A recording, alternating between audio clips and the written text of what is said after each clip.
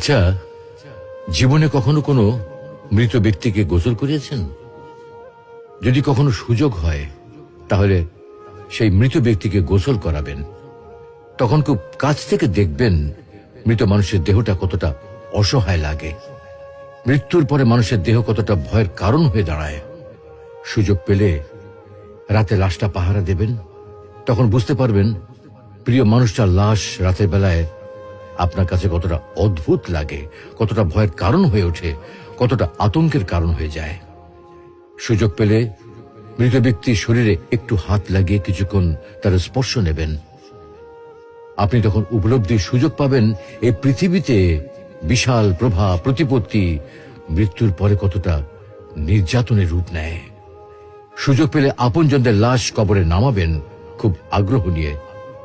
শেষবারের মতো মৃতদেহের মুখটি একবার দেখার চেষ্টা করবেন এবং বারবার উপলব্ধি করার চেষ্টা করবেন এই মৃতদের সাথে অনন্তকালের যাত্রার পথে এটাই আপনার জীবনের শেষ দেখা।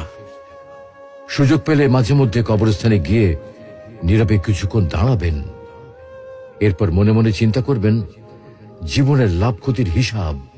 এই মৃত মানুষগুলো এই পৃথিবীতে কি করে গেছেন, কাদের রেখে গেছেন। যাদের রেখে গেছেন তারা কি কখনো এই মৃত মানুষগুলোকে স্মরণ করার জন্য কবরস্থানের আশেপাশে একটি বারের জনকে দেখতে আসে? আমাদের জীবনটা বড় অদ্ভুত, বৈচিত্র্যময়। আমরা এর জন্যে, ওর জন্যে, ধন সম্পদের জন্যে, ঐশ্বর্যের জন্যে, বাড়ি গাড়ি টাকা পয়সার জন্যে কত না মায়া দেখাই, আগ্রহ দেখাই, আরো চাই আরো চাই আমাদের। অথচ এই জীবনে আমরা মৃত্যুর কথা না ভেবে, পরকালের জবাবদিহির কথা না ভেবে কিভাবে আরো সম্পদ অর্জন করতে পারে সেই চিন্তায় বিভোর থাকি।